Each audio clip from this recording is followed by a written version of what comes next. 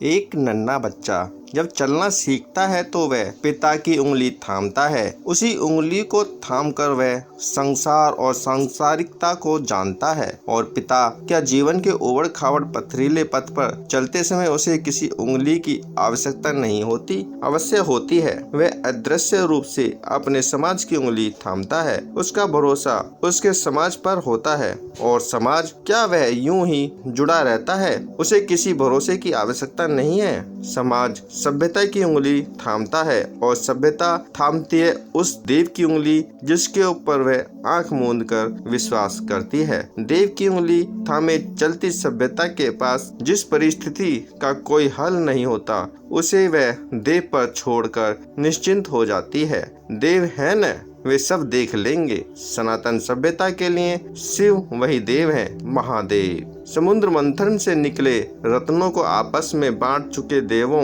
दानवों ने हलाहल विष निकलते देखा तो एक स्वर में लगे महादेव को गोहराने। सब एकाएक भूल गए कि वे अब तक लड़ रहे थे। कई बार विपत्ति भी लोगों को एक कर देती है। अमृत के लिए लड़ने वाले देव असुर विष देखकर एक हो गए, लगे शिव शिव चिल्लाने। वहीं पिता वाला भरोसा, महादेव आए और पी गए विष। निश्चिंत हो गए देव दानव। हर पिता पी लेना चाहता है अपने बच्चों के जीवन का सारा विष। जो बच्चों के जीवन का विष स्वयं पीता है वही पिता है। भगवान श्री राम सभ्यता के नायक थे, युग निर्माता, समाज को मर्यादा की सीख देने वाले, स्वयं जगत के पालनकर्ता मानव रूप धरकर आए थे। सामान्य जन की सेना बनाकर तत्कालिक विश्व के सबसे शक्तिशाली साम्राज्य को समाप्त करने निकले। श्री राम कुछ पल के लिए ठहरे। समुद्र तट पर शक्ति थी, बल था, साहस था और आत्मविश्वास भी था। फिर भी मनुष्य रूप में आए थे तो मानवीय व्यवहार करना था न। तब उस महानायक ने सोचा, सब कुछ है पर वह उंगली नहीं जिसे थामकर समुद्र पार किया जाए। उसके बिना तो काम नहीं ही चलेगा।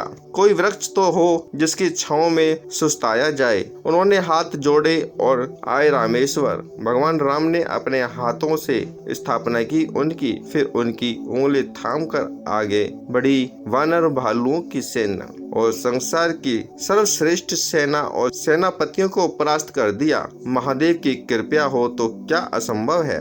मनुष्य परिस्थितियों का दास है। समय क्षण भर में विजेता को पराजित कर देता है और यही कारण है कि मनुष्य के मन में बसे संशय का हर नया कार्य करने के पहले मन में संशय होता है कि सफलता मिलेगी या नहीं, कार्य सही है भी या नहीं। इस संशय को दूर करने का एकमात्र उपाय यही है कि देव की उंगली थाम ली जाए, शिव की उंगली थाम ली जाए, फिर सब शुभ ही शुभ होगा। शिव के पास अशुभ के लिए कोई स्थान ही नहीं। भगवान शिव का मास सावन आ गया है। थाम लीजिए देव की उंगली, सब पार लगा देंगे। हर हर महादेव।